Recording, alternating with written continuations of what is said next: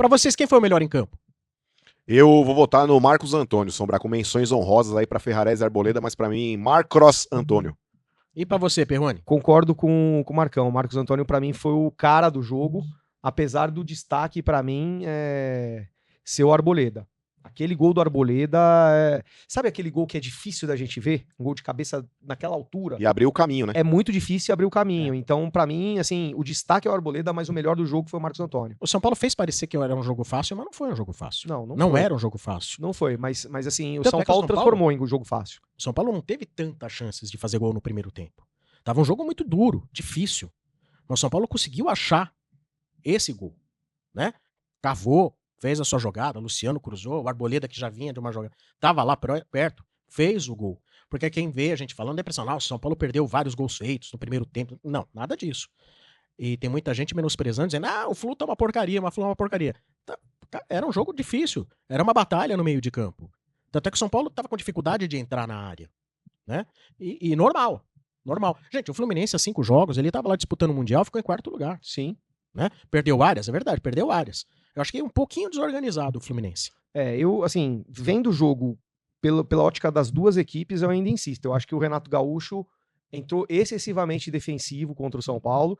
A própria torcida do Fluminense ficou furiosa com isso, entendeu? Não entendem que pudesse entrar com uma linha defensiva tão alta, tomou o gol, teve que abrir, e aí sim, no segundo tempo, o São Paulo teve muito mais chance, né, de ganhar e mereceu a vitória. Mas eu posso te falar, Perrone, até fazendo a defesa do Renato Gaúcho, que é um cara boêmio, um cara que né, fez algumas... Você defende os seus, né? Vamos lá, eu conheço o meu eleitorado. Mas o negócio é o seguinte, em relação ao que fez o Fluminense nesse jogo aí, Perrone, os caras vieram depois do Mundial e 3 tacas seguidas, mano. Os caras perderam do Flamengo, perderam do Cruzeiro e perderam do Palmeiras. Eles pegaram uma sequência difícil. São 3 adversários que, assim, estão brigando na parte de cima da tabela. O cara vai vir pra jogar no Morumbi, pular de peito na lança contra o São Paulo, que tá embalado também. Não. Ele tentou ser mais, né, mano, mais conservador, vamos dizer assim, não é, Sombra? É isso. Tem mais o Antônio Carlos Milani. Oscar não terá lugar no time, não dá pra colocar só pela grife. Sobre Alisson, eu colocaria na ala direita. E Alan Franco, quando ele acaba a novela mexicana de renovação do contrato dele. Muitas colocações. O Oscar tem que deixar um pouco mais pra frente, não vai voltar agora. Eu acho que nem dá pra imaginar mais o Oscar jogando agora. Vamos deixar agora o Oscar mais pra frente. Tá muito mais pra gente falar do Lucas, se ele vai entrar nesse time ou não, do que o Oscar. E eu acho assim, estão falando que o Lucas vai jogar na Libertadores, cara, tem que estar muito preparado, porque o time tá ajeitadinho. Esse time é um time que com 3 volantes ali, jogaria bem, acho que o jogo de ida lá.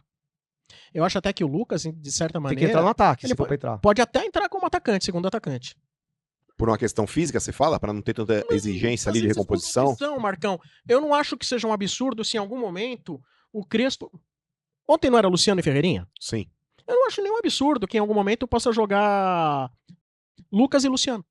Inclusive era a dupla de ataque que eu sugeri pra começar ali esse retorno ali do São Paulo pós-mundial. Só que Vocês já viram, né? Se o Crespo não escalar, ele vai fazer um escândalo. Não, mas o que eu quero dizer é o seguinte, o André Silva, ele foi poupado nesse jogo, não é que ele perdeu a posição por uma questão técnica. Sim. O André Silva, ele tá jogando muito bem, cara. Eu acho que tirar, por exemplo, o André Silva do time hoje, nessa condição em que ele está bem entrosado com o Luciano, eu acho que não faz sentido. Eu acho que o Lucas, ele entra, por exemplo, para jogar no lugar do Alisson. Então você tem os 2 volantes lá, Bobadilha e Marcos Antônio, você tem o Lucas para fazer essa armação. Exato, e na frente, André Silva e Luciano momentaneamente. Isso pode mudar no decorrer das rodadas, das semanas aí, de acordo com o trabalho que eles... Tem que ver como o Lucas vai entrar, vai chegar, né, gente? Sem ritmo ainda. Tudo bem que ele pode jogar lá contra o Atlético Nacional fora, mas ele pode ficar no banco e entrar num segundo tempo. Vai ganhando ritmo. A gente às vezes fica tentando projetar o que é melhor. Bom, primeiro que a gente tá tentando projetar vendo o time hoje jogando bem. Tá. Cara, ainda vai ter jogador que vai se machucar. Vai ter jogador que vai estar suspenso. Vai ter jogador que vai ser poupado. Não vão faltar variáveis para que possa se utilizar o Lucas ou o Oscar mais pra frente das mais variadas maneiras ali. Você pode ter certeza. Não, mas o que a gente tá dizendo é o seguinte, Sombra. Por exemplo, um jogo decisivo onde o São Paulo precisa reverter um resultado em casa. Você precisa escolher os 11. A gente tá colocando num cenário onde hajam as possibilidades de escalar o que se tem de melhor. Então, dentro desse cenário, é escalar óbvio. Que nem, por exemplo, no final de semana, o Crespo ele poupou o André Silva por uma questão de desgaste ou de pancada, o que quer que seja.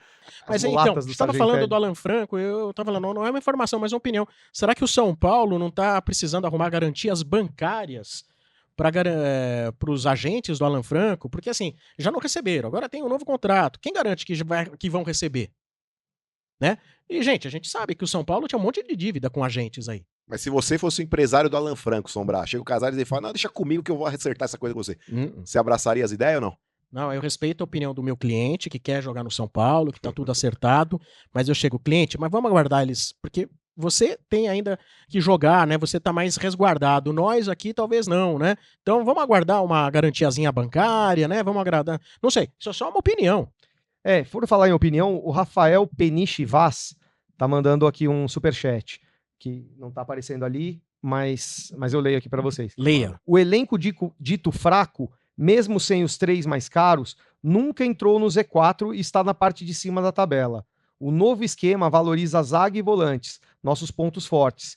Não deve abrir a mão da Copa do Brasil. Essa é a opinião do Rafael. Muita gente que tem a opinião de que o elenco é fraco, talvez tenha assim considerado, porque o último treinador que nós tivemos, ele piorava de tal maneira o time, que alguns jogadores, realmente, você fala assim, não é possível, esse cara é muito fraco, esse é muito fraco, esse é muito fraco.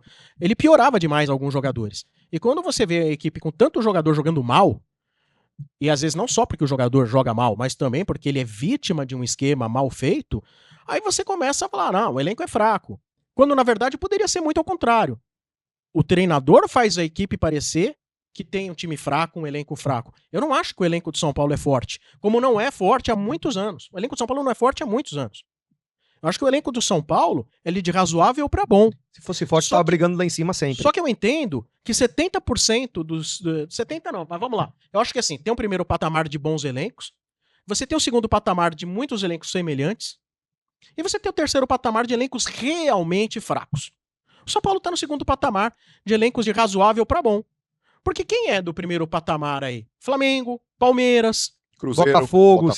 Se você for ver... Cruzeiro e Botafogo. O Botafogo teve muitas perdas. Eu hoje não consigo colocar o Botafogo no primeiro patamar de grande elenco. Perdeu vários jogadores. Vamos ver agora se esses jogadores que estão sendo repostos, esses jogadores que estão sendo colocados e trazidos, se eles vão corresponder. Não sabemos ainda. O Galo, eu já não sei. O Galo, eu não acho que o Galo hoje... O Galo, pra mim, se não passar do Flamengo, que em tese não vai passar, o Cuca tá balançando. Então, mas o Galo perdeu o Paulinho, que vendeu. O Galo perdeu alguns jogadores. Aqueles que ele trouxe... O Rony, por exemplo. Eu acho o Rony, cara... Esforçado. E só. Você viu o gol que ele perdeu? Vi. Contra o Flamengo? Podia tirar aqui no dedos, nós três, pra ser no lugar dele, que a gente não perdia aquele gol. Eu não sei, mas assim, cara... Muito ruim. Muito ruim. Então, o Internacional é um elenco melhor que nós? Não acho. O Fluminense é melhor? Eu acho o Internacional bem parecido com o nosso, de elenco. Eu acho que Inter, Fluminense, São Paulo, tudo Galo, mesmo balaio. Estão tudo no mesmo patamar. Tudo no mesmo patamar. Mas aí criou-se a história do elenco fraco. Até pra defender o treinador de alguns aí, né? Pra poder justificar o sucesso. O elenco do São Paulo, ele... não tem tanta peça quanto do ano passado. Isso é fato. A gente vendeu o quê? 14 jogadores e contratou 4. Não foi isso? Não, mas as peças que venderam, as peças que venderam também vai me desculpar. Desculpa, Rodrigo Nestor, o Wellington Rato, até o Michel Araújo, com todo respeito, aí os caras foram importantes na conquista da Copa do Brasil, mas ninguém hoje em dia fala, nossa, se São Paulo tivesse o Wellington Rato ia estar diferente.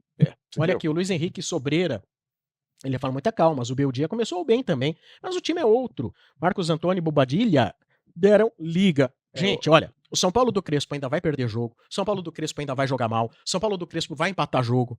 Ninguém aqui tá dizendo que agora o São Paulo virou um super time na mão do Crespo.